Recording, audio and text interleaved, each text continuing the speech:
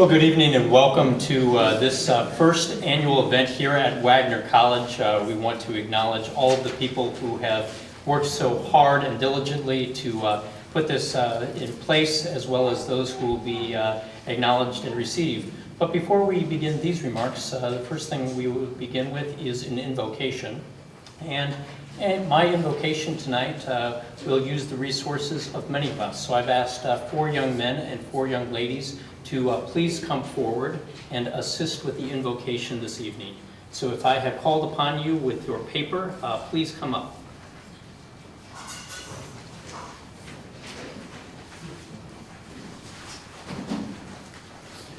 And go ahead and put those down so people can't see what they say yet. You stand right here close to me. Okay.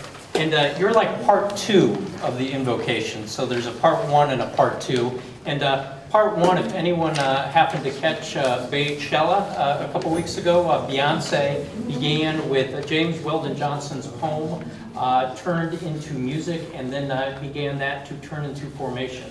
So these are my formation dancers for part 2. And we begin with James Weldon Johnson in another place. But I need your help for the invocation as well. And so that's why my gentleman here will hold up his sign. Go ahead, let's do that. And you will say, "That's good." Oh, we got to do better than that, guys. Come on. So when he holds up the sign, you will say, "That's good." Okay, here we go. The creation, James Weldon Johnson. And God stepped out on space. And God looked around and God said, "I'm lonely. I'll make me a world." And as far as the eye of God could see, darkness covered everything, blacker than 100 midnights down in a cypress swamp. And then God smiled, and the light broke. And the darkness rolled up on one side, and the light stood shining on the other, and God said, "That's good." And then God reached around and took the light in God's hands, and God rolled the light around in God's hands, until God made the sun. And God set that sun ablazing in the heavens. And the light that was left from making the sun, God gathered it up in a shining ball. And God flung it against the darkness, spangling the night with moon and stars.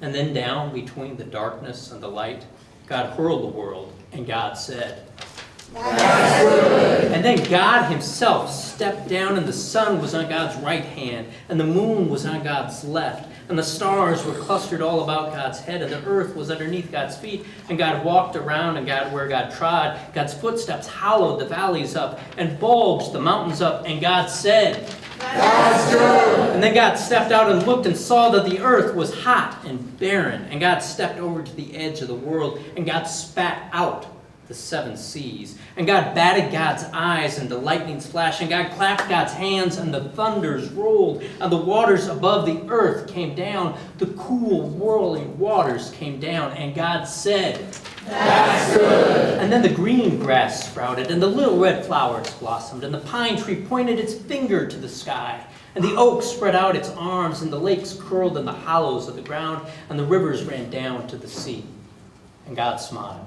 And the rainbow appeared, and it curled itself around God's shoulders, and God said, "That's good." And then God raised God's arms, and God waved God's hand over the sea and over the land, and God said, bring forth, and quicker than God could drop God's hand, fishes and fowls and beasts and birds swam in the rivers and the seas and roamed the forest and the woods and split the air with their wings, and God said, "That's good." And then God walked around, and God looked around at all that God had made. God looked at the sun, God looked at the moon, God looked at the little stars and the world and all the living things, and God said, "I'm lonely still, but..." Sounds good. And then God sat down by the side of the hill where God could think. By a deep, wide river, God sat down with God's head in God's hands, and he thought, "I'll make a person." And up from the bed of the river, God scooped clay, and by the bank of the river, God kneeled down. And there, the great God Almighty, who lit the sun and fixed the stars in the sky, flung the stars to the farmost corner of the earth, who rounded the earth in the middle of God's hand. This great God kneeled down in the dust, toiling over a lump of clay, until he shaped it in God's own image. And then God blew into it the breath of life, and we became living souls. Amen, amen. So part 2 of this formation tour, what you have become, is that you will begin to help me in the same way that a friend of mine from the Bronx, Lawrence Parker, sometimes known as Chris, sometimes known as KRS-One, has an exercise in which he says you can hold up a word, and saying this only to yourself, not out loud, speak this word.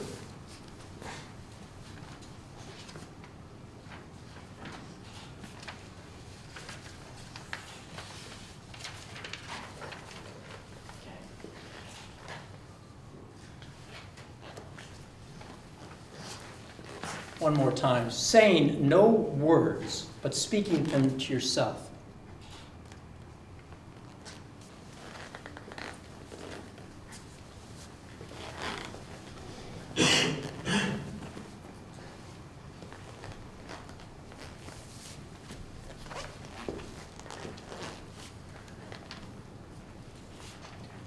Now, looking at all these words, and close your eyes for a moment, and picture the words on the pieces of paper.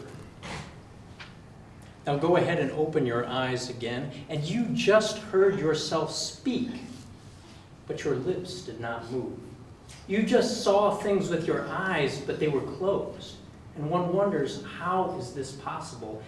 This is a way in which creation happens, not just with the words we speak out loud, but the words we speak to ourselves.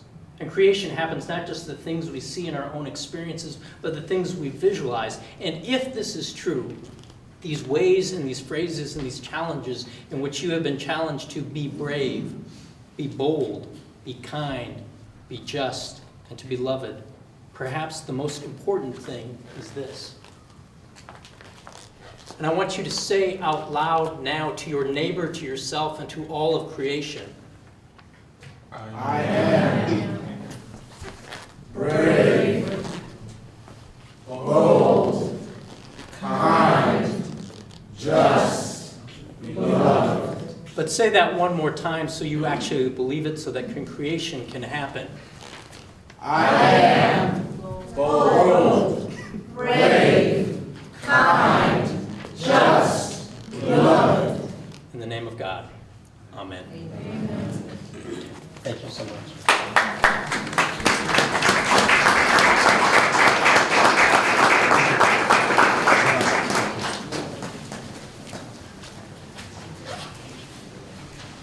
It's my distinct pleasure to welcome a man who needs no introduction, one who some people call Dean, some people who call almost doctor, some who have called him a friend and perhaps a surrogate father of types, but our Dean of Civic Engagement and Leadership, the Chief Diversity Officer, Curtis Wright.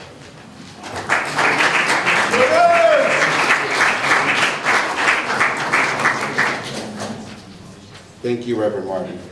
It's difficult to follow the bay cello, but I will do my very, very best.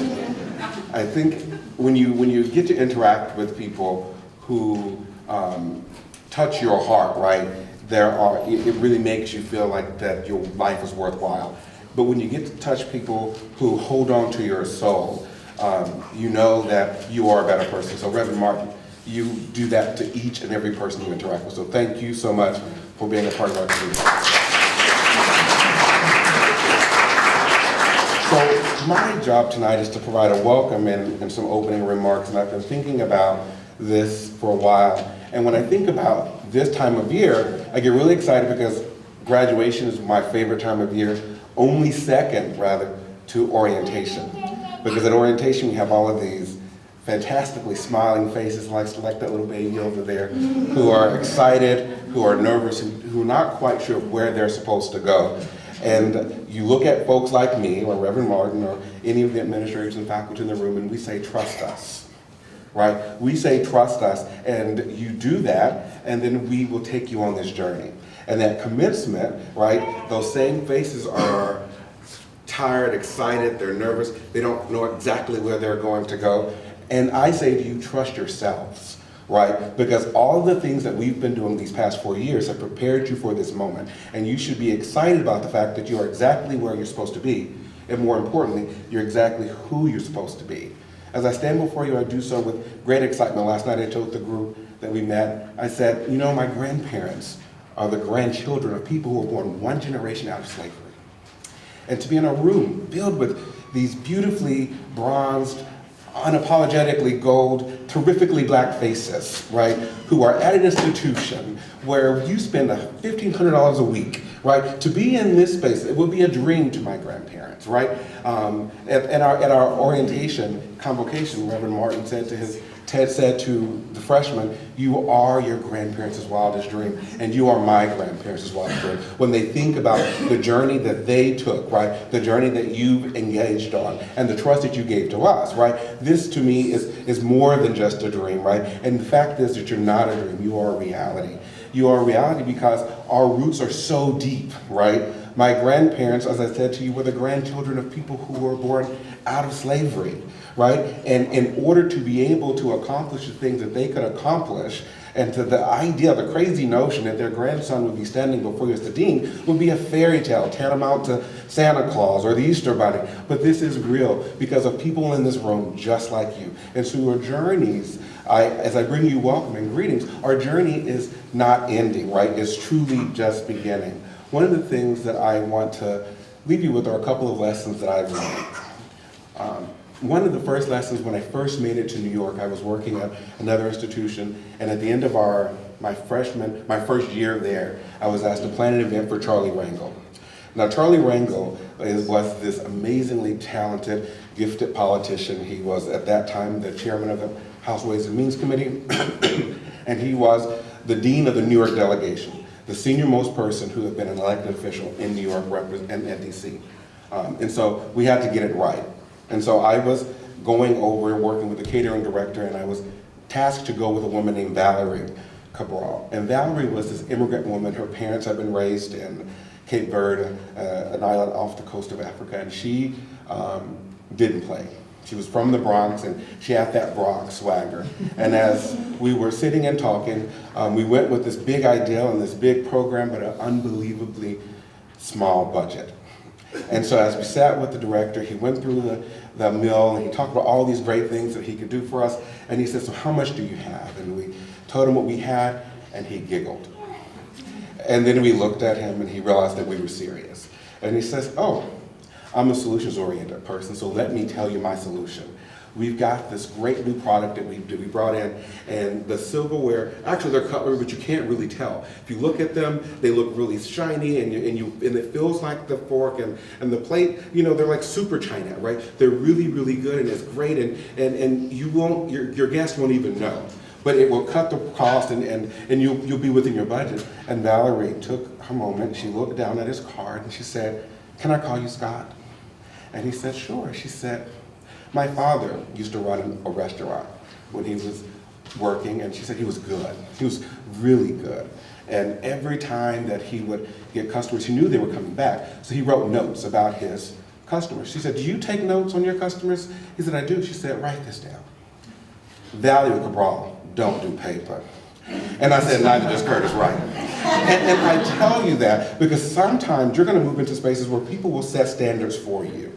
Right? And again, my people come from slavery. My people were coming through the Middle Passage. My people were crawling through the Underground Railroad, right? We came from a people that were so proud that, as Jesse Norman, the great prima donna opera singer, said, you know, you cannot turn a willow into an oak, right? Oak trees have these roots that are so deep, and willows, you know, they're able to move and bend with the wind. But we are not those people, and you are not those people. So there are going to be times when someone sets a standard for you, whether you will just say to them, as Valerie Cabral said, I don't do paper, right? I deserve China. And so what we did then was said, do we need 2 salads? Do we need 4 different desserts? This is what we're going to do. We were able to create an event that served Congressman Rangel with dignity and distinction, but we didn't compromise on what our standards were. And so the event came, and I went to my assistant vice president with the libretto, and I gave him all the briefs of, this is what we're going to happen here, and this is what we're going to do there. He said, thank you so much. I think I've been asked to have some other people help fill out this rest of the spot. Great. So I go in, I sit down, and I'm sitting next to Valerie, and the room is filled. It's like 450 people. The china is perfect. The meal is great. Congressman Rangel got up and gave a great speech, and then we began to give out awards. And one of my coworkers stood up, and she took her glasses off, and she began to read, and it was my briefing. It were the roles that I had written. And I thought, did she just steal the stuff that I said? Did he give my work to someone else? And at that moment, Valerie looked at me, and I looked at her, and I promised the world stood still. And she put her hand on my hand and she said, there are going to be times when people who look like us, people that we trust, don't always do right by us, but we do work anyway. Because look around this room. There are 400 kids sitting in the room with the most powerful man in the US Congress. So we did good work. So don't be discouraged and continue to do the work, because there are going to be times that you're going to walk into a room and there are going to be people who look just like you, who don't treat you the way that they're supposed to treat you. But you keep walking anyway, because your people and your roots are deep. And you're standing on the shoulders of some really powerful, unmovable oak trees. And that is the story of tonight. So as we begin to celebrate you, I do so with just immense pride and gratitude for the trust you gave us. Because each of you are the stories, are the many, many faces of excellence that you're going to hear about tonight, and the faces of excellence that are really going to change this world. So thank you so much for being with us. And now it is my great honor to bring to you two really phenomenal leaders who are going to present a work of art by a tremendous, tremendous person. So please join me in welcoming Cassandra Bernard and Maurice Dillon. Yeah.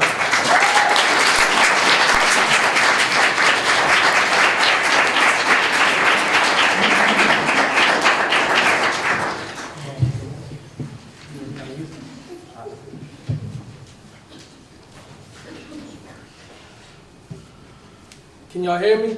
All the way in the back? Did you hear about the rose that grew from a crack in that concrete? Proving nature's laws wrong, it learned how to walk without having feet. Funny it seems, but by keeping its dreams, it learned how to breathe fresh air. Long live the rose that grew from concrete. When no one else even cared, no one else even cared. The rose that grew from concrete. Did you hear? Did you hear about the rose that grew from a crack in the concrete? Proving nature's laws wrong? It learned to walk without having feet. Funny it seems, but by keeping its dreams, it learned to breathe fresh air. Long live the rose that grew from concrete when no one else even cared.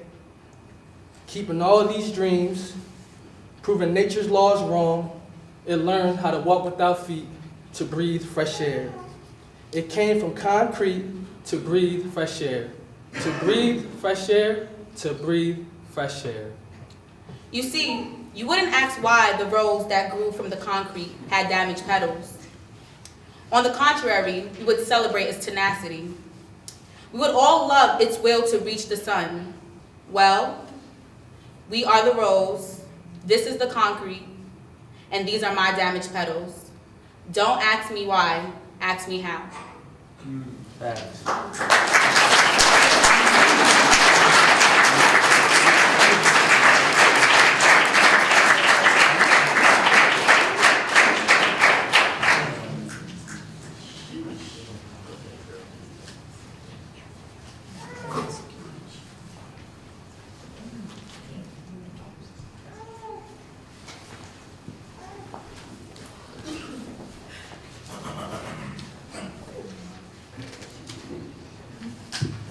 Good evening, everybody. Public speaking is not one of my greatest assets, but I want to thank you all for being here tonight. It's been a long way. It's been a long journey. I'm Sadiq Suleiman. I have the pleasure of serving as the Assistant Director for the Center for Intercultural Advancement. And tonight I'm going to talk about the kente stoles, what they represent, where they're from. As Curtis talked about roots, it's important for us to recognize where we're coming from. So, okay, I'm ahead of myself. Okay. I'm gonna consult the program, and I'm going to talk about who I came to Wagner in 2010, and throughout my experience, I had people who served as guides and helped me throughout my experience here at Wagner. Fortunately, I graduated with my undergraduate degree and my graduate degree here at Wagner College. I am fortunate to be a black man with a master's degree. After I graduated, I came back to Wagner to serve as an administrator. Currently, I work very closely with the Black and Latino Male Initiative, and this idea Curtis had been working on for a very long time. However, there was a few students, and one student in particular, and I have the pleasure of introducing him tonight, and he's the keynote speaker. This is a young man who, before I got here, I met him as an undergraduate student. He was in the football team, played the same position I played, as a matter of fact. He was a safety. As safeties, we have to give support calls, make sure that the front seven are in the right place. And so, as a safety, you have to have some sort of leadership skills. Sometimes it is challenging, though, to be able to transfer those leadership skills outside of football. Sometimes you need someone to just talk you through it, to think about the skills, the leadership skills that you're acquiring on the field, and how that is transferable skills into real life. And so that is the interpersonal skills that you develop with other peers who are not football players or athletes. The ones that we athletes like to call nonners. The folks who are just here for academics and, you know, for a great college experience. So I met Kimani when he was a sophomore. Spoke to him. He was very excited about being here in Wagner and, you know, contributing to the campus community. And, you know, when I came back, he was the campus leader. And so tonight I have the distinct honor to introduce to you the keynote speaker, Kimani Howard.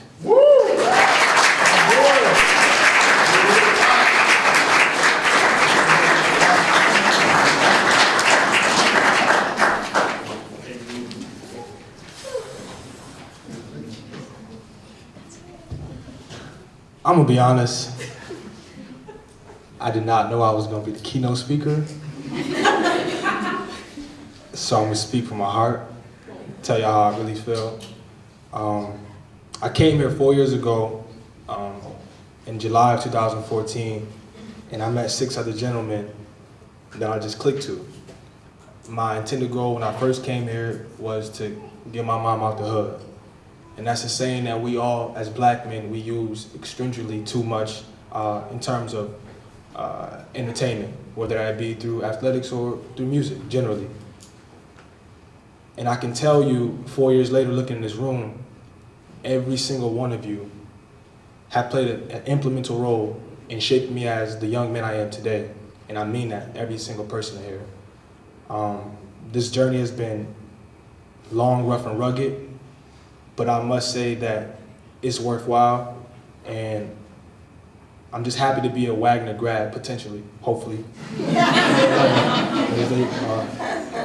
That day comes. I'm gonna be brief, but what I really want to talk about is coming of age and how I can just see the other faces of the people who are gonna be blessed to be bestowed or have a scarf placed upon you, the growth that you guys have had, and how much that motivated me as a person. There's been days, I know we all understand, it's tough to be a college student, especially when you have no money in your pocket, especially to be a person of color. But seeing you guys fight every single day, that gave me the hunger to drive to want to do better, to be a part of you guys. So I just want to say thank you guys so much. Curtis and Sadiq, Letty, you guys have helped me grow intellectually and emotionally as a man. And that's something that I cherish the most. Coming in here, I was a very afraid young man, afraid of the unknown, and afraid that I wouldn't reach or capitalize on the resources that I know that God gives to each one of us. But it's because of you guys, I am who I am today. My mom calls me every single day and tells me to pray for you, for all of y'all. No, seriously, because of how much of a person like you guys are in my life. You're more than people. You guys are spiritual warriors for me. You guys are my support system. You guys rendered me into success for the past 4 years, and I can't thank you no more for that. Beth and Henry, I love y'all. Y'all like my second family. Desi, my mom, Letty, and the football staff. You guys have been everything for me. I don't have a speech, a message to take away, but I do want to say one thing, is embrace the struggle. It's for a reason. There's beauty in the struggle. There are greater days to come, and even if you can't see it, I do believe in walking by faith now. I do. Thank you, guys.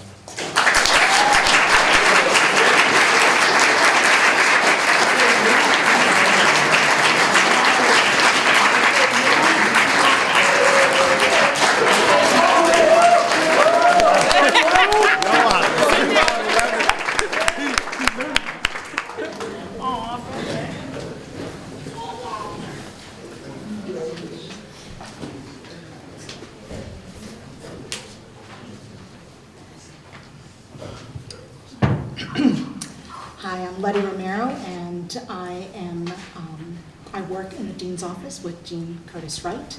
And I've been at Wagner for 16 years, and I'm proud to say that I'm graduating with some of the women.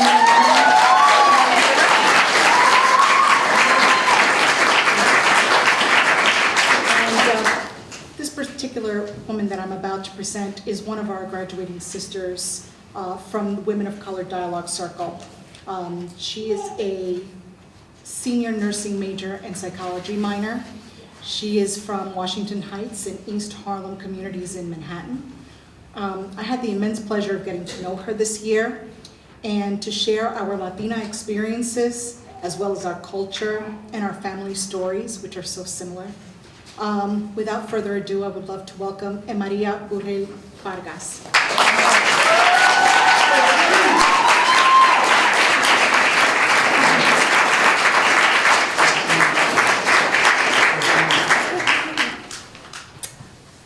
Can you guys hear me okay without the mic?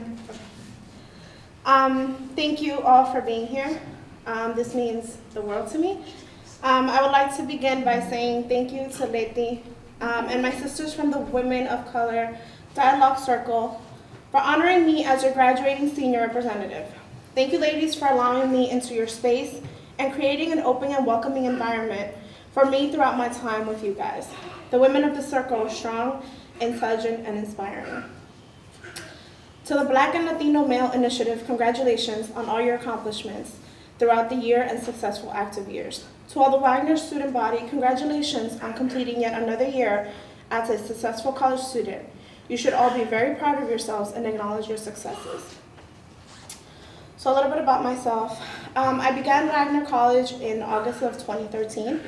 A young, passionate Dominican girl from Washington Heights found herself in a prestigious private school on the borough she had never been to. Everything about Wagner was new. My first year was filled with emotions of fear and happiness. Fear because I was away from home and from my close ones, but happiness because I was making so many people proud, and I was setting an example for one of the most important people in my life, my younger brother. Sorry. Coming to Wagner signified adulthood, independence, the real kind, the kind that makes you not want to be an adult sometimes, but also tests you and challenges you. At Wagner, I found my passion for nursing, and I declared my major at the end of my freshman year. Throughout the last 5 years of my life, I've learned far beyond anything I can ever imagine. Academically, personally, Wagner has taught me to be persistent, to be brave, and to be bold.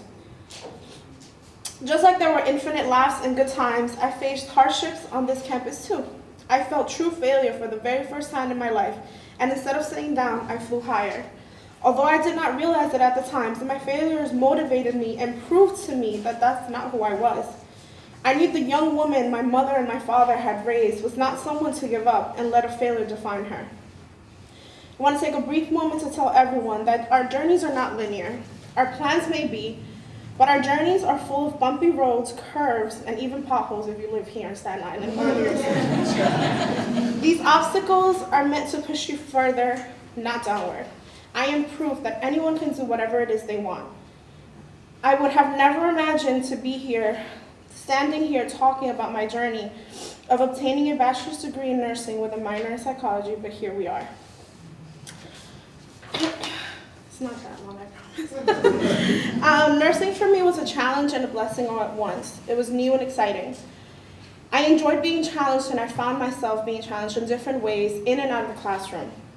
This program allowed me to be the person I am today and develop skills I did not have before. I learned what it truly meant to time manage when I had multiple exams, assignments during the week. I learned how to communicate better, whether it was with my colleagues or those around me, my loved ones, or even my patients. Nevertheless, one of the most important things nursing has taught for me is the impact you have on someone who doesn't know you. I have taken care of many individuals from all over the world, and I've learned to see every person behind the hospital gown, the mask, the oxygen mask, the ventilator. I have been taught to utilize my hands to heal and to provide the best care I can. With the knowledge I have been given at the Evelyn L. Spiro Nursing Program and my passion for helping those in need, I can confidently say I have touched many hearts and helped heal many scars. Another highlight of my Wagner career was being a student employee at the Center for Health and Wellness. From the start, I was treated more than a student worker. Everyone at that office took me as family, and I am grateful for the treatment I received. Thank you to my supervisors and my peers for creating such a warm and loving environment that turned into my second home. I'd also like to thank my advisor for encouraging me through her wise words to continue. I've had the same advisor since around freshman year, and I could have not asked for someone so intelligent and so inspiring. Thank you immensely for guiding me and pushing me to do my best, even though I did not believe I could sometimes. With that said, I take more than just a degree from Wagner. I take memories, I take accomplishments, I take friends, and I take people who have touched my life and made me a better individual. I take with me the knowledge to be the best nurse I can be and the resources to go above and beyond the standard of quality patient care. I also take with me my second home on Staten Island. And lastly, I take the pride and honor to be a Wagner College alum. To my fellow graduates, congratulations, we did it. Take the time to congratulate yourself and feel proud of yourself. Although we can sometimes be our biggest critics, every now and then, we should be our biggest fans. Tonight, instead of thinking of everything you could not have done yet or haven't done, whatever it is, count your blessings. Count your achievements and your wins. To all the students in the room, all I'd like to say is enjoy your time. Even when things aren't perfect, think about how far you've become and the resources you have around you. To the faculty, professors, and mentors in the room, thank you. Whether you have directly impacted my academic career or not, you make Wagner College, you make this campus. To my family and friends, mami, papi, gracias por sus esfuerzos y deseos de sacarme adelante. Gracias por siempre apoyarme y consentirme. Sin ustedes no sería la persona que soy hoy, una profesional que tiene solo una meta, hacerlos feliz y asegurarles de que no les falte nada. Iman, you have become more than just my little brother. You have been such an inspiration, a friend, and someone who I can count on for the rest of my life, and I wouldn't change our relationship for anything. Moreover, I'd just like to thank Darlene, my best friend, my sister, my right hand. Congratulations as well. She's graduated from Hunter College with a degree in psychology.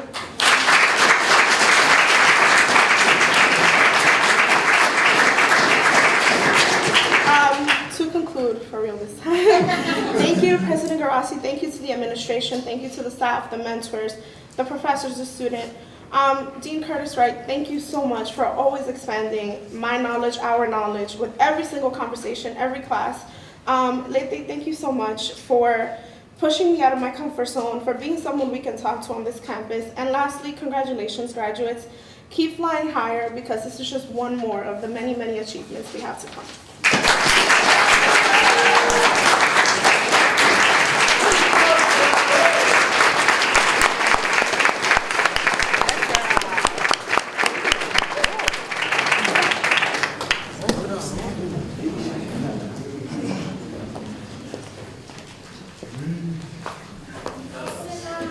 I'm going to be singing At Last.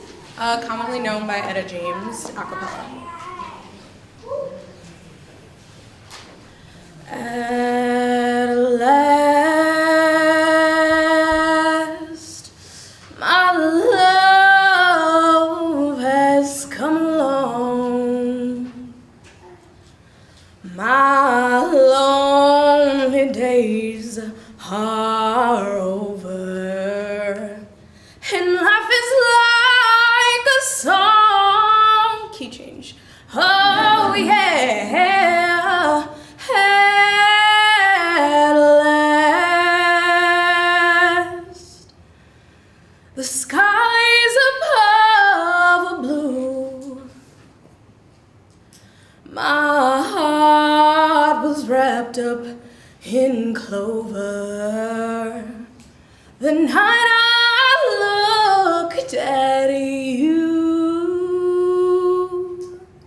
I found a dream that I could speak to, a dream that I could call my own. I found a thrill to press my cheek to, a thrill that I have never known. Oh yeah, when you smile, oh, then a thrill's cast. Now here we are in heaven, for you are mine at last.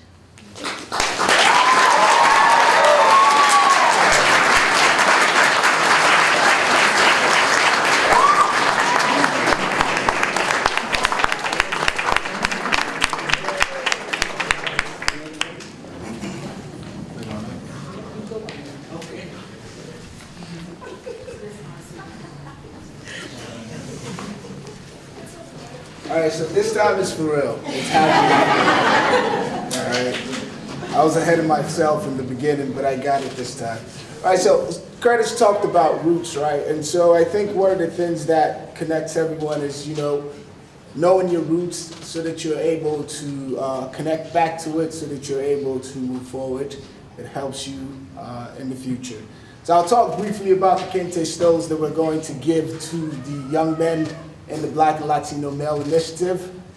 So kente clothes are used in ceremonies throughout African diaspora to recognize and celebrate milestones in your life. Kente is a traditional garment worn by the Akan people of Ghana and the Kingdom of the Ashanti royalty. These garments were handmade by a tailor in Harlem.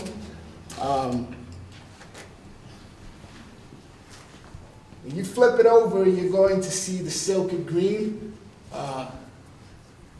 Those silky green is to remind you of your home here on Grimes Hill, so that as you walk across the stage on May 11th,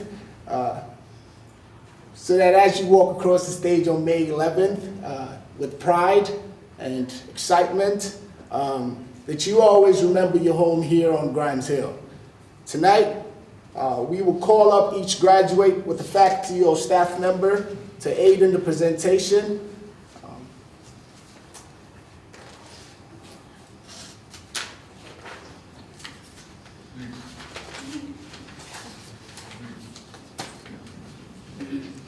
The first person is Mr. Maurice Diawara. Maurice Diawara is he's earning his bachelor's degree in sociology with a concentration in family studies.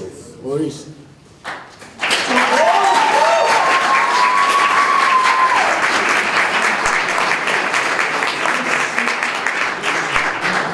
And the kente stole will be presented by Dr. Bernadette Lugwood.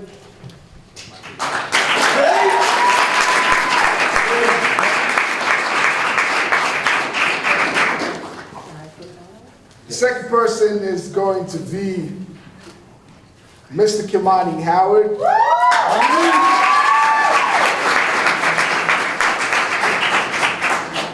earning his degree in psychology and government and politics.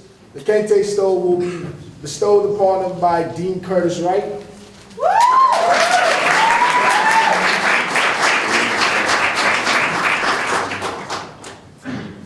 Next person is Mr. Tiamani Johnson. He's earning his degree in accounting. The Kente Stole will be bestowed upon him by Mr. Henry Cruz.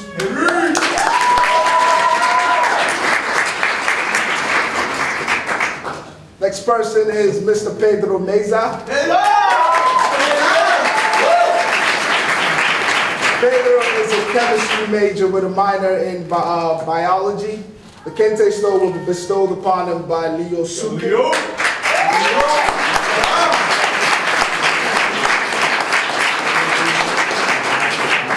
The next person is Mr. Titus Richards. Mr. Titus Richards is an accounting major. The Kente Stole will again be bestowed upon him by Mr. Henry Cruz.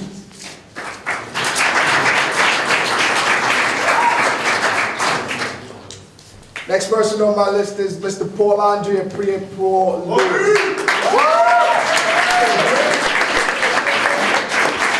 Mr. Paul Andre is going to be earning his degree in computer science.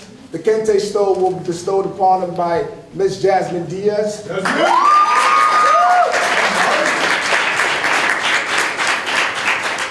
Mr. Quincy Rosin will be earning his degree in public policy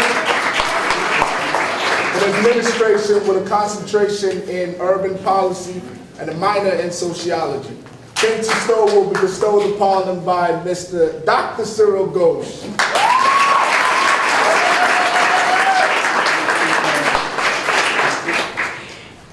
Mr. Darius Walker is going to be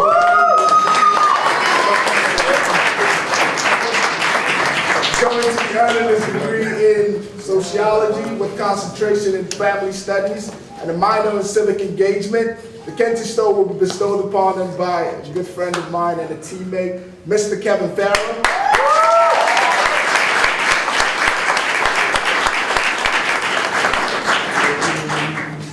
Mr. Timothy Jackson is going to be earning his degree in business administration and marketing. And I will be presenting the Kente Show, so we're in pause.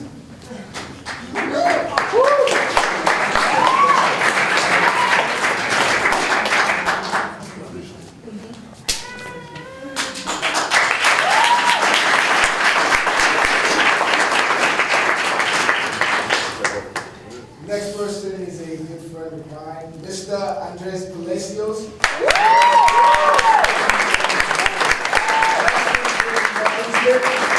The Kente Stole is going to be bestowed again upon me. I'll be doing the bestowing.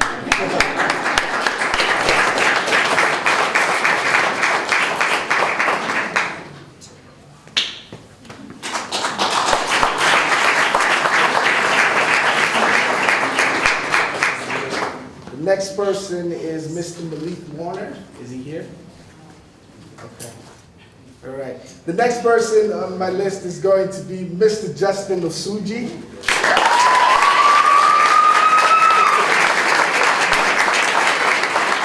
Justin will be earning his degree in biology, and his focus is pre-med. I will be bestowed in the Kente, Justin.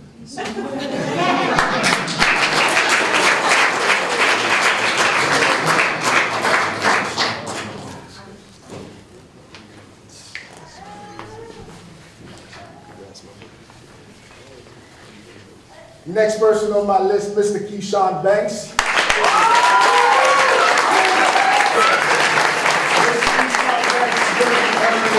In sociology with a concentration in criminal justice. Dr. Bernadette Loveland will be bestowed the Kente Stole.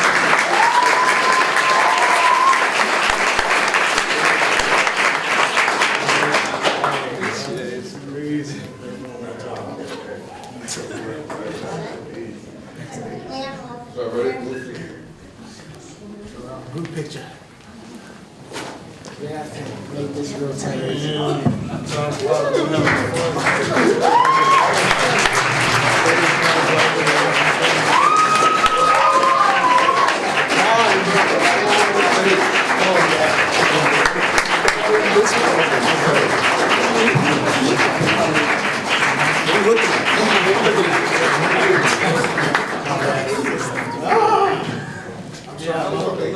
I'm gonna need y'all to like scoot in. 2 rows. Like I really can't see everybody. 2 rows? Yeah. Okay.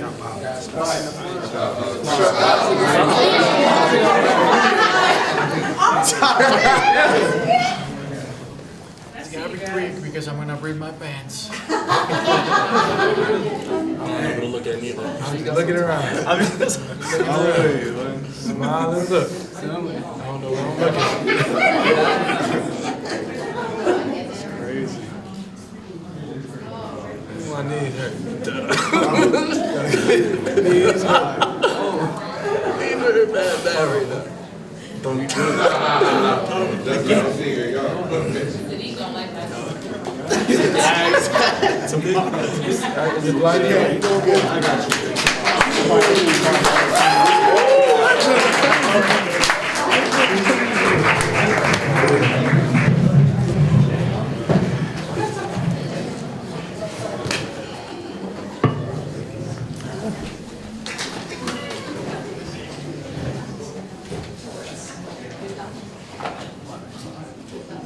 And now it is my distinguished honor to introduce the program manager of the Women of Color Dialogue Circle, Leticia Romero. Leticia Romero, upgrade.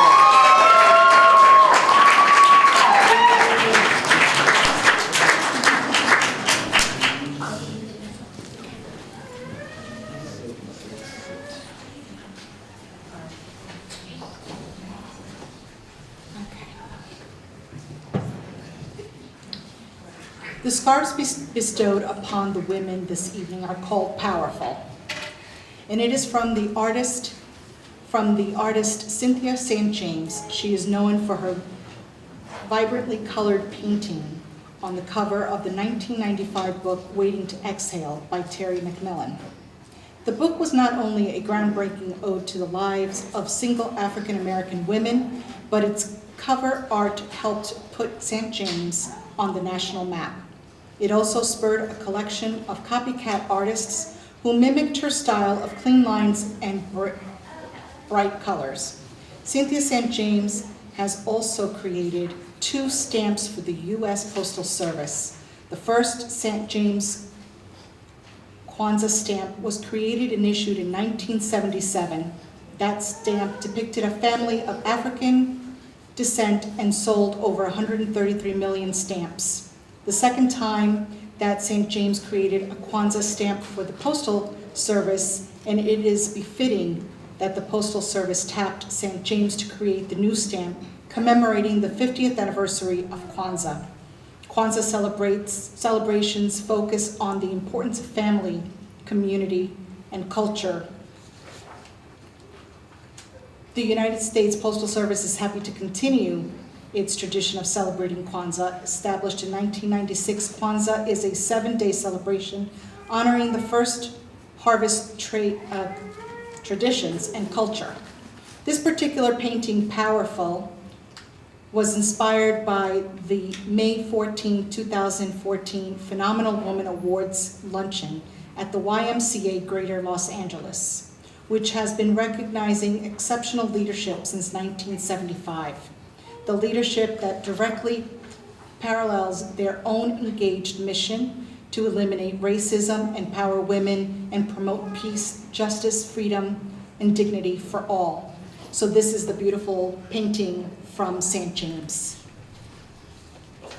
And it is my honor to begin the Women of Color.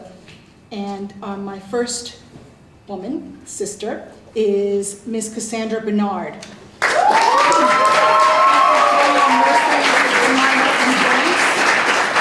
Her stole will be bestowed on her by Dr. Edna Arelis.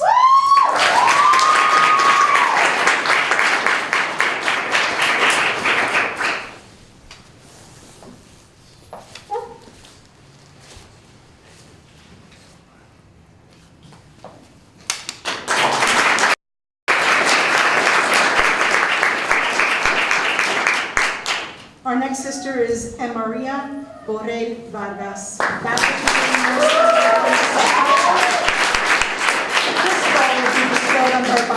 Father Victor Borrell.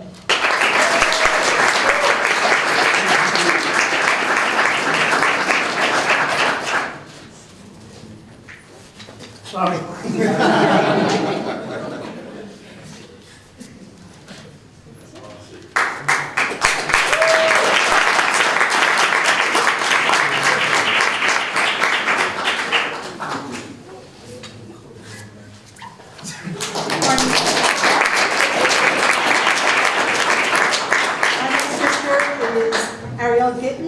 Bachelor's degree in chemistry, and her stole will be presented to her by Dr. Rachel DeChico.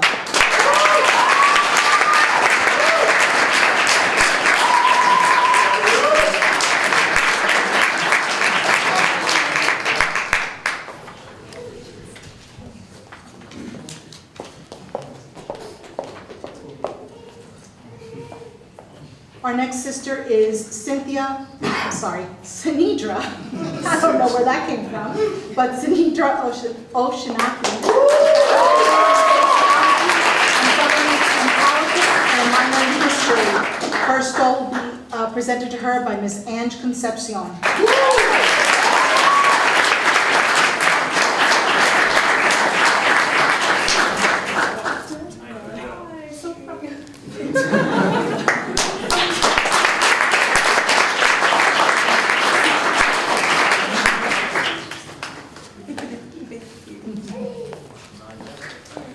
Our next sister is Radha Abasing, master's degree in management, and I will be.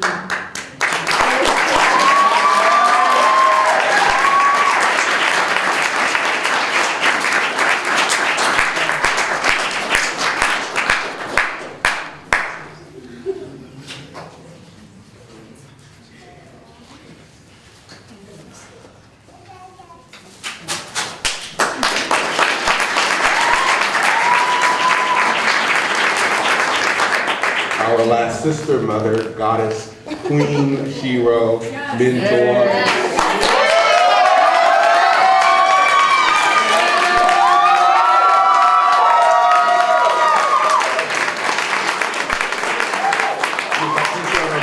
She will be presented by Jen Ciasio, a former resident, director resident here, who's coming all the way from Philadelphia. So, Jen.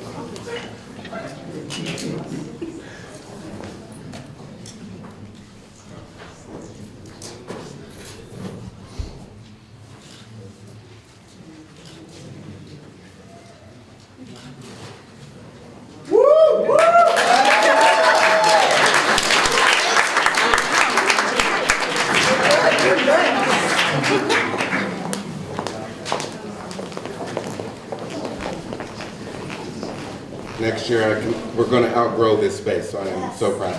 So to end, we will bring up our Vice President and Chief of Staff, Dr. Rita Shaw-Gordon.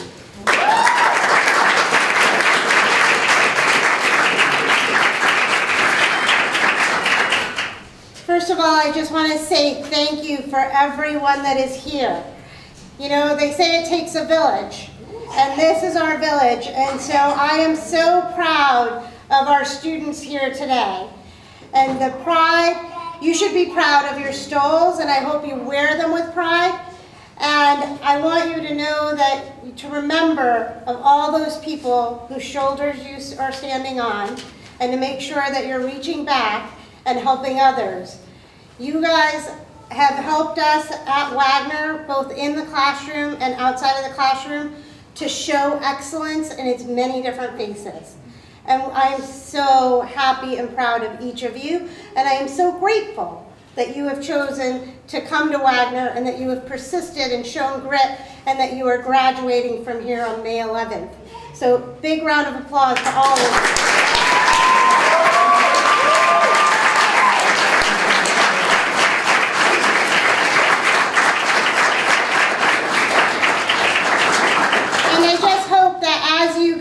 forward, you remember the Swahili saying that wealth is wisdom, and that you will share all of your wealth and the wisdom that you have learned here and help mentor others. Thank you very much, everyone.